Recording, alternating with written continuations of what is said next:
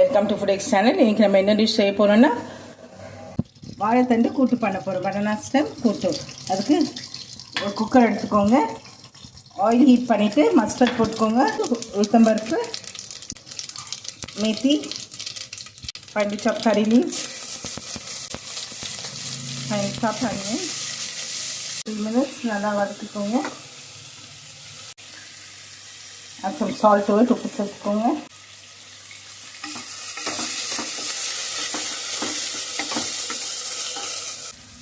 சன்னா தால், கடலைப்பருப்பு, பூண்டு போட்டு கார்லிக் போட்டு வாஷ் பண்ணி ஊற வச்சுருக்கேன். சோப் தால் ஒரு 1 ஹவருக்கு ஊற வச்சுக்கோங்க.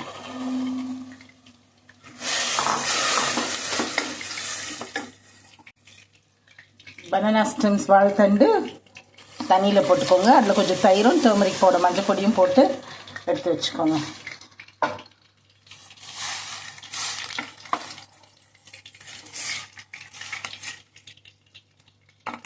ஒரு ஸ்டெம் போட்டிருக்கேன்.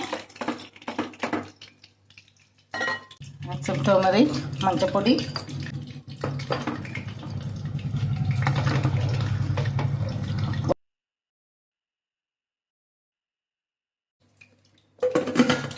த்ரீ to 4 விசில்ஸ் விடுங்க. இல்லாட்டி ஹை ஃப்ளேமில் ஒரு விசில் விட்டுட்டு 15 to 20 மினிட்ஸ் ஸ்லோ ஃப்ளேமில் வச்சுருங்க.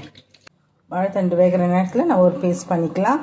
தேங்காய், கிரேட்டட் கோகனட் 1/2 கப், 1/2 கப் திருகின தேங்காய், 4 சில்லிஸ், 4 பச்சை மிளகாய், கியூமன் சீட்ஸ் சீரகம் போட்டு ஒரு ஃபைன் பேஸ்ட் ஆக்கிக்கலாம்.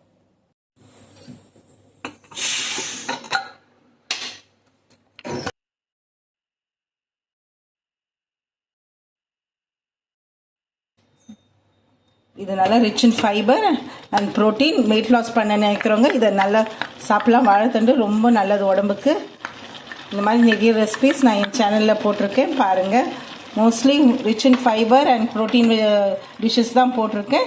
இப்போ நம்ம அரைச்சி வச்சுருக்க தேங்காய் பேஸ்ட் ஆட் பண்ணிக்கிறோம். ஆட் பண்ணிவிட்டு ஜஸ்ட் ஒரு லைட்டாக ஒரு கொதி வந்தால் போதும். இப்போ நம்ம பனானா ஸ்டெம் வாழைத்தண்டு கூட்டு ரெடி ஆகிடுத்து. சாப்பிட்டு பார்த்துட்டு எப்படி இருக்குன்னு மறக்காம கமெண்ட் பண்ணுங்கள். ஃபுட் எக்ஸ் சேனலுக்கு லைக் பண்ணுங்கள், ஷேர் பண்ணுங்கள், சப்ஸ்கிரைப் பண்ணுங்கள். கூடவே பெல் பட்டனை ப்ரெஸ் பண்ணிடுங்க. தேங்க்யூ.